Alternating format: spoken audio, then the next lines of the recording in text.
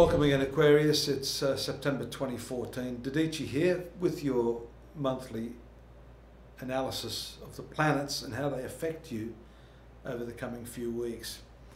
We spoke last month about that incredible combination of planets, Jupiter and now Venus there in your relationship sector. That's a very fortifying aspect, having two of the best planets directly influencing your sun sign. So notwithstanding any of the other planets, aspects and difficulties, it's well known in the ancient Vedic astrological fraternity that single aspect of Jupiter on your sun sign is enough to counteract a lot of the other problems that we see. Not that I'm seeing too many problems, but there are always challenges astrologically. And what we see there, for example, is right now the Sun moving in the 8th sector of your horoscope up until the 23rd.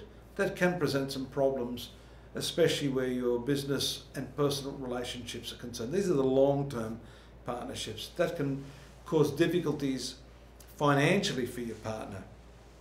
That, of course, indirectly affects you. Just jumping back, we see a couple of aspects there on the 2nd and the 6th. Mercury moving into the sign of Libra, which is a really, really good sector of the horoscope. Mercury is a very intellectual planet, and the 9th sector, the sign of Libra for you, has a lot to do with higher learning, tertiary education, long distance journeys. And they say that this is a place of mentorship, or in the ancient tradition, the zone regulating the guru.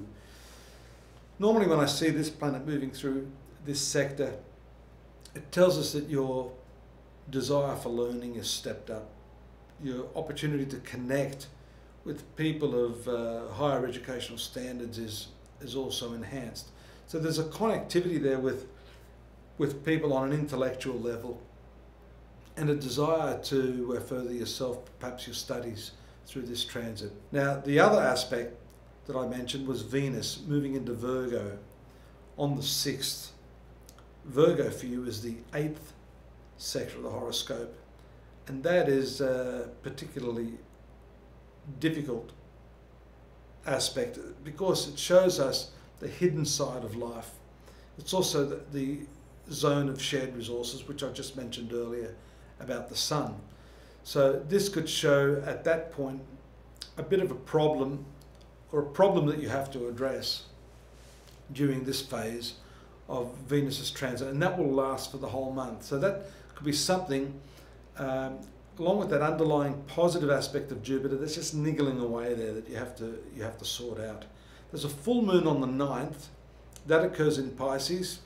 There you go again. That's in the 2nd sector, another financial sector, and that I would say for you is one that needs to be checked, because yes, the full moon is considered a good aspect, but in your case, it actually rules the 6th sector of debt. So here we see a stepping up of your expenditures and possibly some difficulties with your partner's finances. So it's most certainly a time, and this is the reason for astrology, to look ahead, be one step ahead of these transits, and to take the appropriate action to nip those issues in the bud. We see the transit of Mars in Sagittarius on the 14th. That is a lovely counterbalance to these other aspects I'm talking about. 11th sector is profitability. Mars there gives you the drive to really go out and make the money. You know, they say necessity is the mother of invention. Perhaps some of these aspects that are draining you of finances will give you the inspiration and the encouragement to take that initiative and to go out there and earn some more money at this time. There's a new moon on the 24th in Libra. That is a favourable place for you. That again is a secondary follow-up to the position of Mercury in the educational sphere. By the way, it has to do with long journeys. So for some of you that are thinking of travelling, this is the appropriate time. A new moon indicates the beginning of new things, new ideas, new concepts are hatched at this time, and you'll be reaching out to make contact with other cultures, people from different lands and that type of thing. It also has to do with languages, so some of you might be interested in the linguistic side of these aspects. Mercury being a communications planet, 9th house being a foreign sector of the zodiac. We talked about the Sun moving through your 8th house. It moves out of there on the 23rd, again into this 9th sector, along with Venus on the 30th, which is again very telling that this 9th sector of your horoscope seems to be the one that is focusing a lot of energy of many different planets right now. So it's all good, and I do hope you'll come back for more of that next month.